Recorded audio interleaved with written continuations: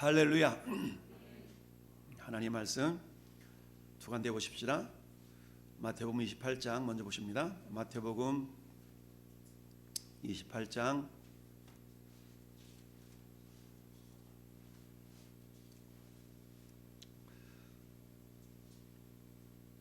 18절, 19절, 20절 우리 한 목소리로 합독합니다.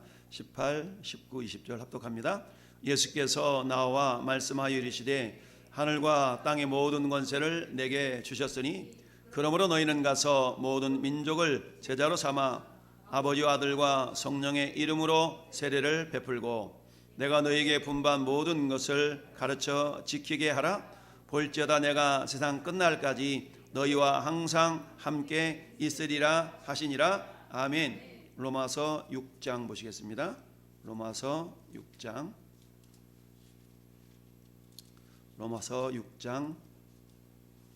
3절 4절 로마서 6장 3절 4절 우리 5절까지 같이 합독합니다. 그러므로 우리가 3절 무릇 그리스도 예수와 합하여 세례를 받은 우리는 그의 죽으심과 합하여 세례를 받은 줄을 알지 못하느냐.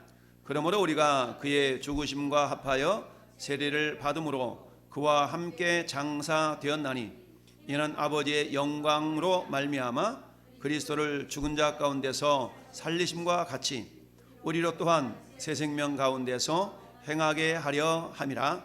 만일 우리가 그의 죽으심과 같은 모양으로 연합한 자가 되었으면 또한 그의 부활과 같은 모양으로 연합한 자도 되리라. 아멘. 할렐루야. 자, 오늘 소요리 문답 94번째 95번째 우리 질문을 같이 보는데요.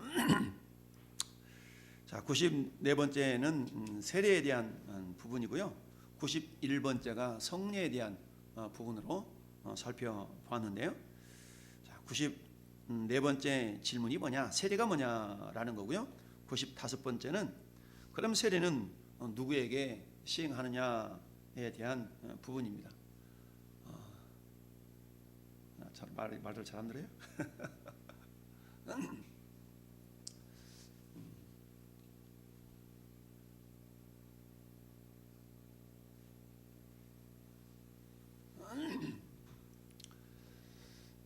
자, 91번째 질문이 뭐냐? 성례가 어떻게 효력이 되어 구원을 얻게 하는 방도가 되는가에 대한 부분인데, 성례에 대한 부분, 다니엘 기도에 그 전주간에 했던 건데 우리 싹 잊어먹었죠? 다시 한번 복습하는 차원으로 91번 질문 시작. 성례가 어떻게 효력이 되어 구원을 얻게 하는 방도가 되는가? 답. 그것은 성례 자체로 말미암음도 아니요 베푸는 자의 덕으로 됨이 아니라 다만 그리스도의 축복하심으로 되며 또 믿음으로 성례를 받는 자 속에 성령이 역사하심으로 되는 것이다. 아멘. 성령 역사로 말미암아 된다라는 얘기죠. 성령 역사다. 자, 성례, 거룩할 성자, 예도 예자. 그러니까 거룩한 예식이 뭐냐라는 얘기죠. 성례. 성례가 뭐라고 그랬어요? 성례 두 가지. 성례는 세례와 성찬. 거룩한 예식을 세례와 성찬 두 가지를 우리가 거룩한 예식이라고 얘기합니다. 물론 캐톨릭에서는 칠성례 그래가지고 죽는 거, 태어나는 거, 결혼 뭐 이런 것까지 전부 다 거룩한 예식으로 이렇게 해서 가르치는데, 그러나 성경에서 직접적으로 거룩한 예식으로 주님이 제정하신 것이 세례와 성찬이죠. 우리 예수님께서 직접 제정하신 세례와 성찬을 우리가 거룩한 예식이다라고 얘기를 합니다. 물론 결혼식도 창세기에서 우리 하나님께서 함께 만들어 가시는 아름다운 어떤 모습이긴 한데, 어쨌든 성례, 은혜의 방편, 우리가 하나님께서 우리에게 특별히 은혜를 경험할 수 있는 도구가 성례와 말씀, 그 다음에 기도, 이렇게 우리가 얘기를 하거든요. 그래서 은혜는 다양한 방법을 받죠. 물론 우리가 다니엘 기도를 통해서 다양한 강사들의 간증을 들었습니다. 근데 그 핵심은 뭐예요? 그들의 간증에는 반드시 뭐가 있어요? 말씀이 있죠. 이게 말씀이라는 것이 은혜의 방편이라는 얘기입니다. 그 다음에는 이제 성찬, 성례, 세례와 성찬이 은혜 받을 수 있는 거고요. 그 다음에는 이제 기도를 통하여서 우리가 은혜를 경험할 수 있는 놀라운 기회가 될 수가 있다. 자, 그 가운데 오늘은 세례에 대한 부분인데요. 세례는 94번째 질문에 대한 부분인데요. 자, 세례가 무엇인가에 대한 답을 한번 같이 읽어봅시다. 세례는 물을 가지고 성부와 성자와 성령의 이름으로 씻는 성례인데, 이것은 우리가 그리스도에게 접붙임이 되는 것과 은혜 언약의 모든 유익에 참여하는 것과 주님의 사람이 되기로 약속하는 것을 표합 인치는 것입니다. 표시하여 인치는 거다. 할렐루야. 한번 인친다는 얘기는 외적인 표현이라는 얘기죠. 그래서 세 가지를 얘기하고 있죠. 첫 번째는 우리가 그리스도에게 뭐 됐다? 접붙임 되었다는 얘기죠. 접붙였다. 접붙임이라는 것은 한번 붙으면 뛸 수 있어요, 없어요? 없어요. 접붙였다는 얘기는 한번 붙으면 그 나무가 죽을 때까지 계속 붙어서 그 나무의 진액을 빨아서 새로운 어떤 열매를 맺어가는 것을 말하죠. 그래서 세례라는 것은 결국 뭐냐? 우리가 그리스도에게로 접붙임되는 것이다. 접붙임되었기 때문에 철석 하나가 되었다. 이것을 아까 우리가 읽어본 로마서 6장 3절 4절에서는 무엇으로 표현하고 있어요? 연합이라는 단어로 표현하고 있죠. 세례는 결국 뭐냐? 내가 주님과 한 몸 이루는 것이 세례입니다. 그럼 주님은 내가 주님과 한 몸 이뤘다 한 몸을 이뤘다는 것은 뭐예요? 주님이 죽으셨고 부활하시고 하늘에 올라가셨죠. 그럼 주님과 한 몸 이뤘으니까 우리도 똑같이 주님과 함께 뭐 했어요? 죽었고, 할렐루야. 주님과 함께 죽었고, 그 다음에 어떻게? 주님과 함께 다시 또 부활했고, 그리고 주님과 함께 다시 하늘에 안치운 바 되었다. 물론 우리가 죽어도 다시 사는 부활의 어떤 역사는 미래의 사건이죠. 미래의 사건이지만 성경은 이미 그것을 과거의 사건으로 표현하고 있습니다. 우리가 왜 예수님과 함께 살았고라고 말씀하고 있냐면, 자, 이거 보니까 로마서 6장 3절 다시 한번 볼까요? 무릇 그리스도 예수 합하여 세례를 받은 우리는 그의 죽으심과 합하여 세례를 받은 줄을 알지 못하느냐. 그러므로 우리가 그의 죽으심과 합하여 세례를 받음으로 그와 함께 장사되었나니, 이는 아버지의 영광으로 말미암아 그리스도를 죽은 자 가운데서 살리심과 같이 우리로 또한 새 생명 가운데서 행하게 하려 하심이니라. 아멘. 자, 우리가 예수를 믿는다는 것은 엄청난 기적의 역사이죠. 뿐만 아니라 예수를 믿는다는 것은 우리의 신분이 변화가 되는 겁니다. 신분의 변화. 할렐루야. 네, 신분의 변화. 여러분, 신분의 변화는 겉으로 볼 때는 큰 차이가 없어 보이죠. 내가 이전에 입었던 옷을 똑같이 입고 그 신분에 맞게 살아갈 수도 있겠지만, 겉으로 볼 때는 전혀 달라지는 모습이 없다 할지라도 우리의 신분의 변화는 어떤 모습이에요? 이제는 마귀 자식이었다면 마귀 자식이 어떤 자식으로? 하나님의 자식으로, 하나님의 자녀로, 마귀 자녀에서 하나님의 자녀로, 죄인이라는 그런 신분에서 의인의 신부로, 영원히 죽을 자에서 영원히 살 자로, 이게 신분이 변화되면서 우리에게 주어지는 놀라운 어떤 변화의 모습들인 거죠. 이처럼 저는 여러분들이 알지 못하는 가운데 죄인이었던 우리가 의인이 되어지고, 마귀에게 속한 지옥 백성이 하나님께 속한 천국 백성이었고, 뿐만 아니라 우리는 옛사람의 성품이 벗어지고 이제 새사람의 성품을 입은 자가 되었죠. 새사람의 성품을 입었다는 것은 뭡니까? 내가 예수를 믿으면서부터는 어떤 마음이 생겨요? 내가 잘 살아야 될 텐데, 내가 예수님을 닮는 삶을 살아야 될 텐데, 그런 어떤 거룩한 부담과 그 거룩함을 쫓아가려고 하는 그런 내적인 이런 갈망들이 우리 가운데 솟아나게 돼 있거든요. 예수를 믿었음에도 불구하고 여전히 예수 믿기 이전의 삶이 그립고, 예수 믿기 이전의 삶이 그냥 취해서 살고 이런 사람은 없어요. 겉으로는 그렇다 할지라도 그 내면 속에 성령께서 자꾸 우리를 어때요? 너는 하나님의 자녀잖아. 하나님의 자녀니까 하나님의 자녀답게 살아가야지 라는 거룩한 부담을 우리 계속 안겨줍니다. 여러분, 지난 3일 동안에 우리 속에 그런 거룩한 부담감이 있지 않았습니까? 기도를 깨어 기도해야 되는데, 말씀을 읽어야 되는데, 이런 막 거룩한 부담감 속에서 전도해야 되는데, 이런 거룩한 부담감 속에서 우리가 지난 3일 동안을 우리가 살아온 줄로 압니다. 이 모든 것의 기본적인 첫 관문이 뭐예요? 내가 예수님과 한 몸을 이루었다는 것. 이게 그 의식을 세례라고 표현하고 있습니다.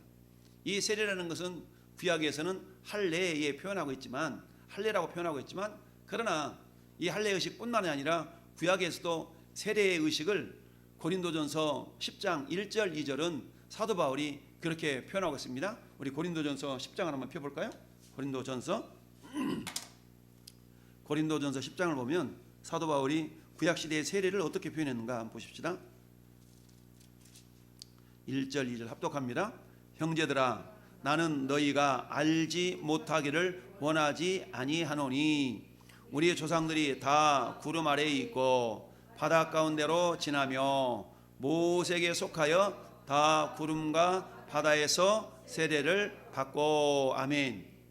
자, 구약시대에 이스라엘 백성들이 저 이집트에서 구원받은 사건을 여러분 한번 상상해 보세요. 구원받은 사건. 형제들아, 나는 너희가 알지 못하기를 원하지 아니한다. 이거 뭐예요? 이중부정은 강한 긍정이에요. 한마디로 말하면 형제들아, 나는 너희가 알았으면 좋겠다, 이렇게 얘기해도 될 텐데 굳이 부정을 두 번씩 해가면서 나는 너희가 알지 못하기를 원하지 아니한다. 이 말은 뭐예요? 너 정말 알았으면 좋겠어 라고 강조하는 거거든요. 근데 뭘 알아야 돼요? 우리 조상들이 다 구름 아래에 있고, 이 구름은 어떤 구름이었어요? 하나님께서 친히 임재하셔서 낮에는 구름 기둥으로 밤에는 불 기둥으로 그들을 인도해 가셨던 그 구름, 또한 시내산에서 구름 가운데 하나님이 임재하셔서 모세에게 주셨던 그 율법, 그 말씀을 따라 행하게 했던 그 구름, 이 구름은 하나님의 임재, 하나님의 함께 하심의 상징이었죠. 그러면서 구름과 바다에서 세례를 받고, 구름과 바다에서 세례를 받았어요.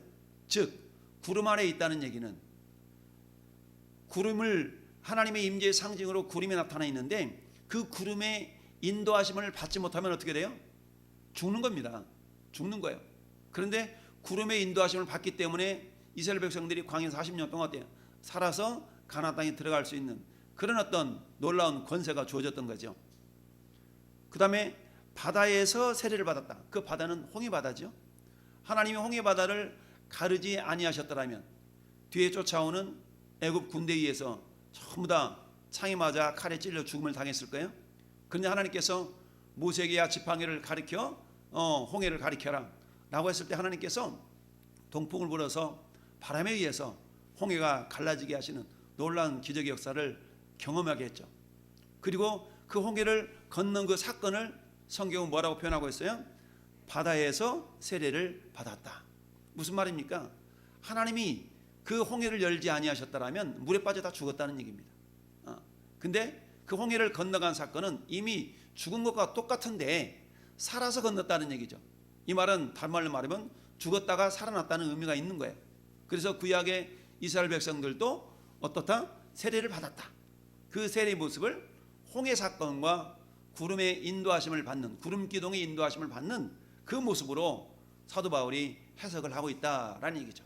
자, 그래서 세례가 뭔가 다시 본다 그러면 세례는 물을 가지고 성부와 성자와 성령의 이름으로 씻는 성례인데, 거룩한 예식인데, 성부 성자 성령 삼위일체 이름으로, 그 이름에는 권세가 있죠. 그 이름 예수, 예수 이름에는 권세가 있지 않습니까? 예수라는 이름의 뜻이 뭐예요? 자기 백성의 죄를 그들의 죄에서 구원할 자, 구원자라는 그런 의미가 있죠. 그래서 우리가 성부 성자 성령의 이름인 예수 이름으로 세례를 베풀 때에 예수께서 내 모든 죄를 건져내실 것, 구원해내실 것을 내가 믿는 믿음의 고백으로 세례를 받는 거 아니겠어요? 자, 그렇게 해서 이것은 우리가 그리스도에게 젖붙임이 되는 것과, 젖붙임을 다른 말로 거룩하게 표현하는 말이 연합이라고 그래 있어요. 연합되는 것과, 두 번째 은혜 언약의 모든 유익에 참여하는 것과, 언약 안에 언약의 유익함에 참여하는 겁니다. 여러분, 그 언약은 어디로 우리가 올라가 볼 수가 있어요? 창세기 아담과 하와에게 맺으셨던 그 아담 언약으로부터 올라갈 수 있는 거거든요. 그 언약이 흘러 결국 아브라함을 통하여서 실체화가 되었죠. 그래서 하나님은 아브라함에게 7번의 언약을 맺으시면서 야, 내가 너로 많은 민족의 조상이 되게 할 거야. 너 저 하늘의 별 보이지? 예, 하나님, 네 자손들이 저 하늘의 별들처럼 많게 할 거야. 그리고 혈통적인 아브라함의 자손이 아니라 이제는 예수 그리스도를 통하여서 어때요? 영적인 아브라함의 자손들이 되어질 수 있도록 하나님께서 예수님을 이 땅에 보내셨고, 그 예수를 믿는 모든 자들에게는 아브라함이 받았던 복을 받을 수 있다라고 갈라디아서 3장 9절은 말씀하고 있죠. 우리 갈라디아서 3장으로 한번 넘어가 볼까요? 고린도후서 뒤에 갈라디아서 3장. 자, 3장 7절 읽고 9절 읽겠습니다. 그런즉 믿음으로 말미암은 자들은 아브라함의 자손인 줄 알지어다. 아멘. 9절. 그러므로 믿음으로 말미암은 자는 믿음이 있는 아브라함과 함께 복을 받느니라. 아멘. 그 복은 뭐예요? 은혜 언약의 모든 유익함입니다. 할렐루야.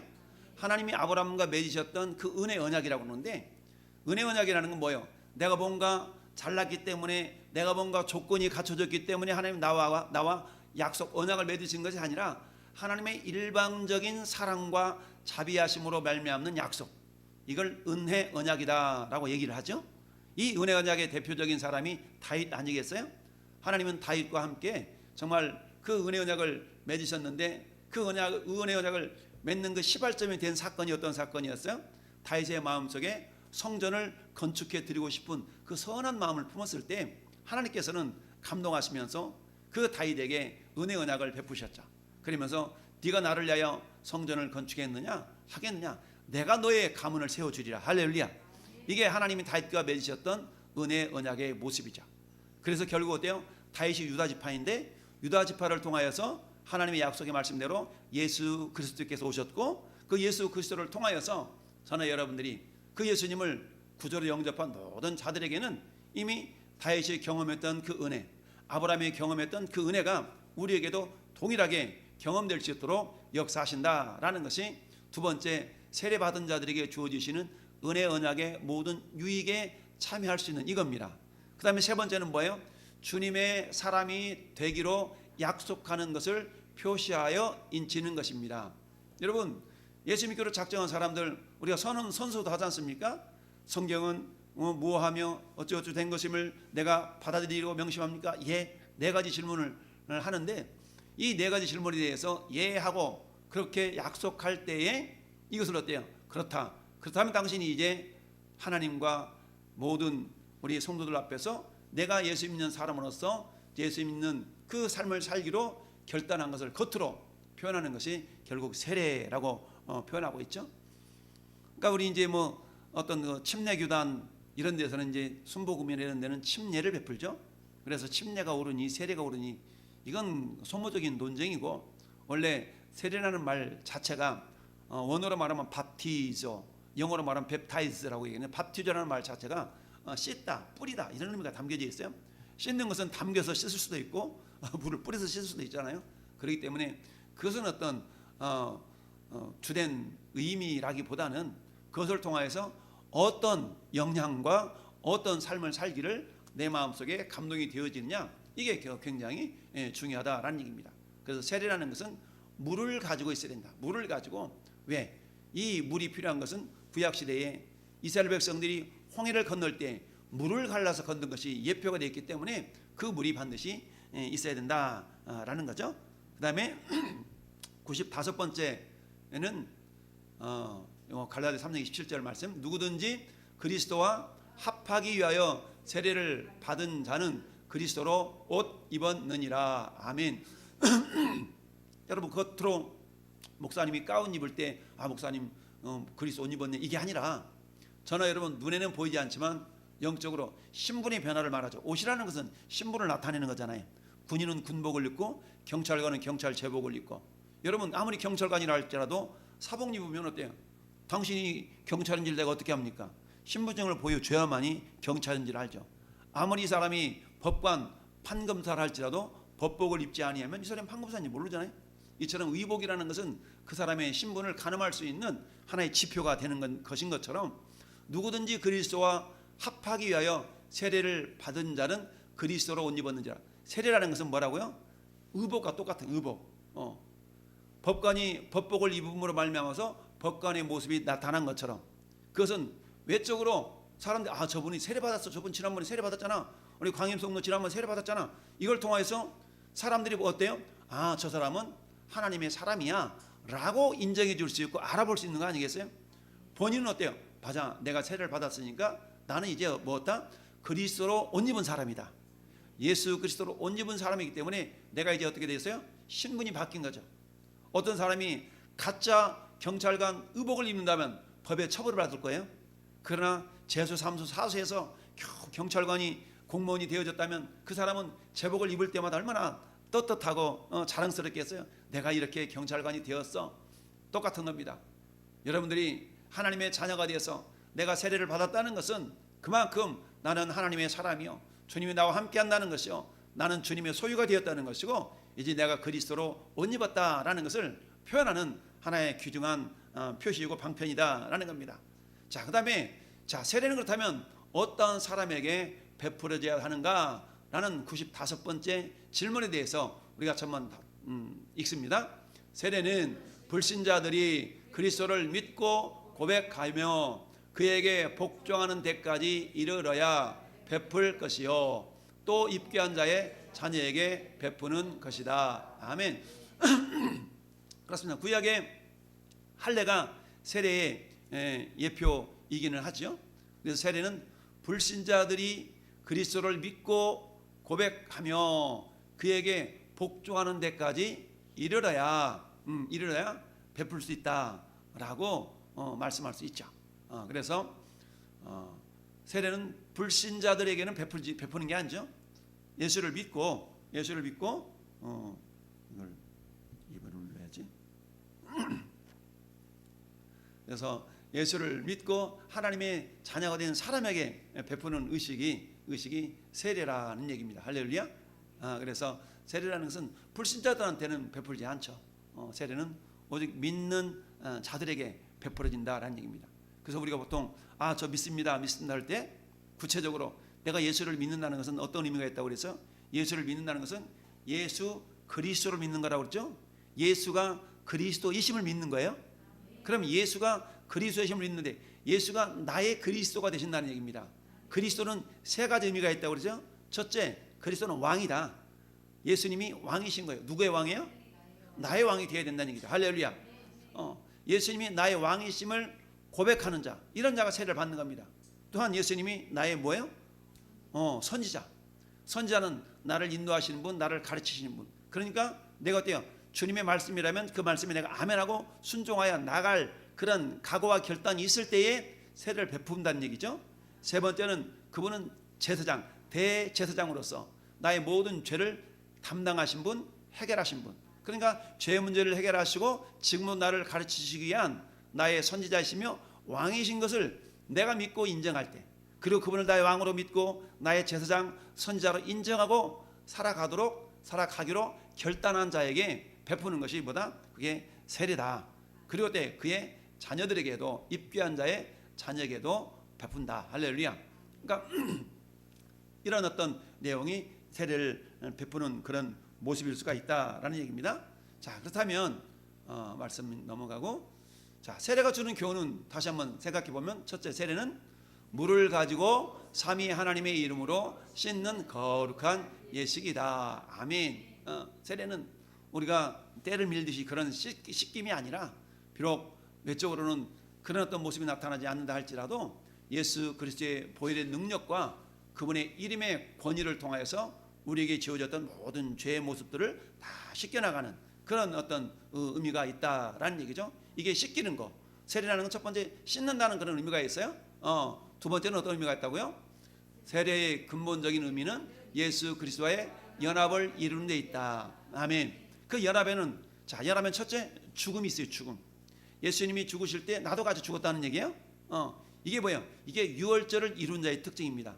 하나님께서 이스라엘 백성들에게 허락하신 7대 명절에 대해서 첫 번째 명절이 유월절이잖아요. 유월절은 예수님께서 오셔서 이렇게 죽으시겠다라고 선언하신 명절이 유월절인데, 우리가 예수님과 연합했다는 얘기는 주님이 죽을 때 나도 죽었다는 얘기죠. 그래서 세례의 근본적인 의미는 예수 그리스도와 연합을 이뤘다는 얘기입니다. 그러면 죽고 끝나는 것이 아니라 죽고 반드시 내가 어떻게 돼요? 묻혀야 됩니다. 묻혀야 돼요.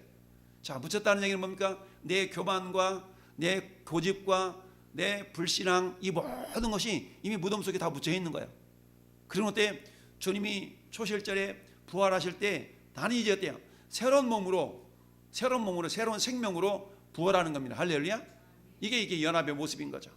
그래서 죽음과 묻히심과 부활하심, 이것이 예수님이 걸어가셨던 그 모습 그대로 우리도 역시 마찬가지 예수님과 함께 우리가 죽고 묻히고 부활하는 그 길을 우리도 주님과 철석 들러붙어서 함께 이루는 그런 의미가 세례의 의미다.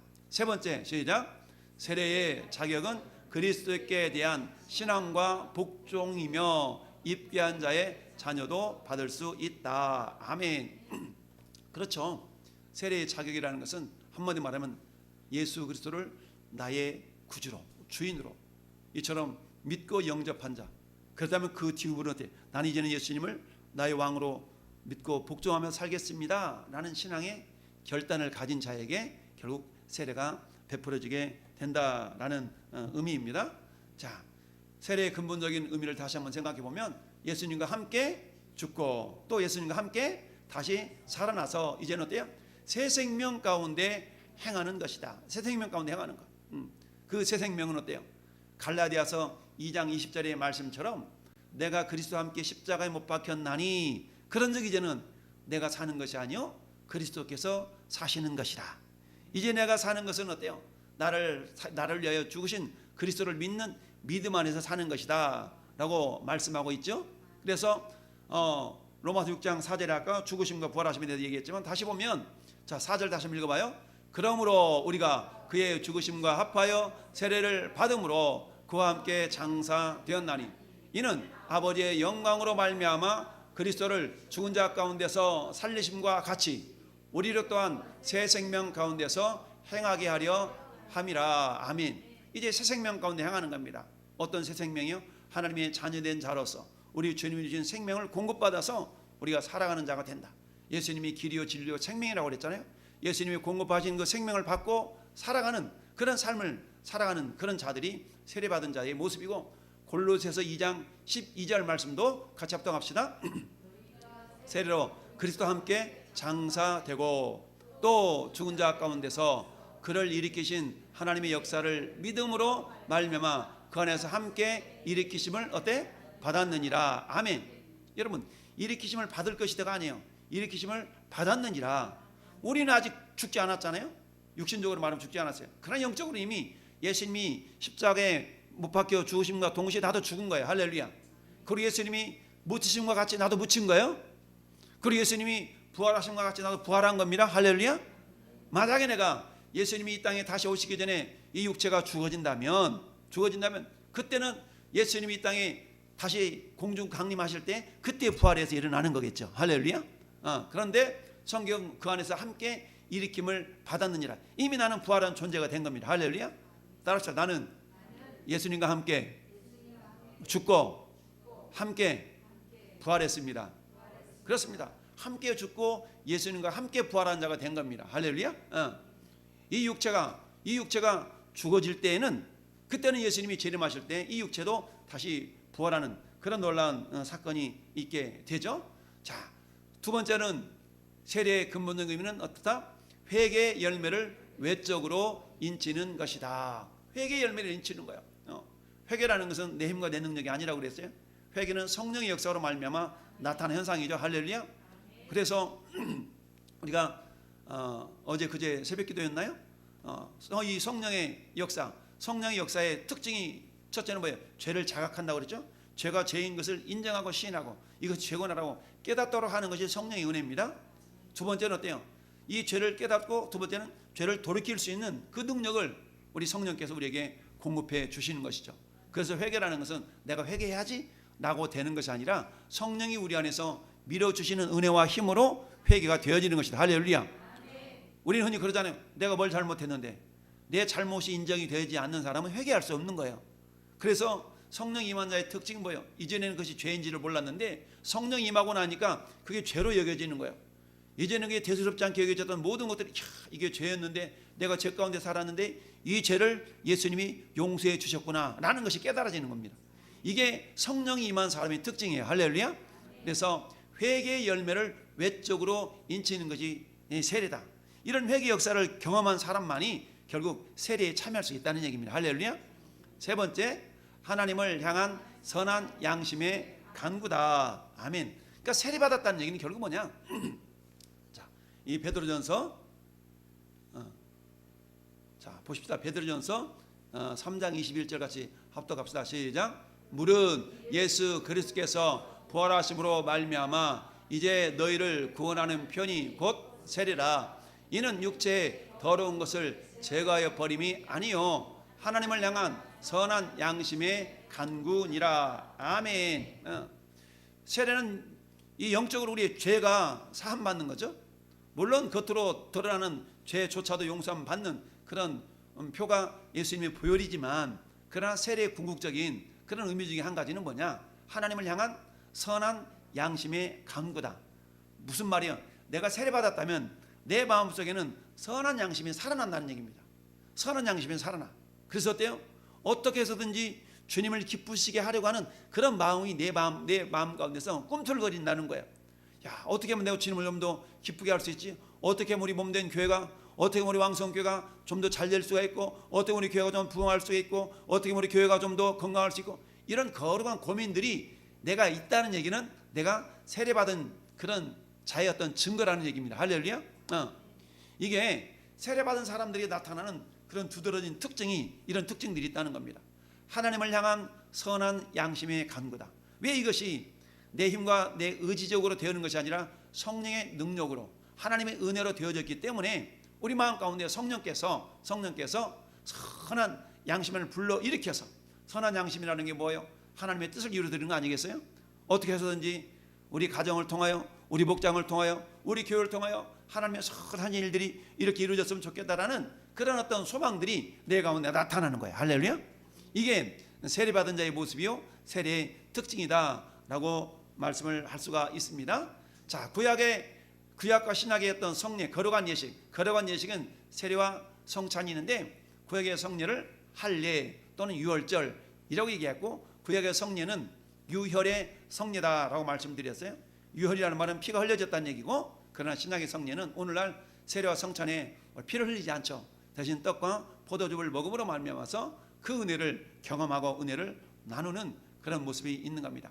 오늘 세례에 대해서 살펴보았습니다. 전에 여러분들은 모두가 다 세례받은 자로서 다시 한번 내가 세례받은 자로서의 그 삶의 거룩한 모습, 하나님의 은혜에 정말 언약 안에 있는 그 은혜를 내가 함께 누리고 있는가? 또한 하나님, 내가 주님과 온전한 연합을 이루어서 정말 주님의 선한 뜻을 이루어 드리고자 하는 선한 양심의 간구가 내 안에 있는가? 한번 우리가 돌아보면서 이제 다시 한번 우리가 기도할 때, 하나님, 내 안에 세례받은 자로서 주님을 향한 선한 양심의 간구가 있는가 돌아보게 하시고, 묻어져 있는 그런 선한 양심들을 다시 한번 불러일으키는 복된 삶이 되기를 원합니다 라고 우리 같이 한번 합심하여 기도합시다. 같이 한번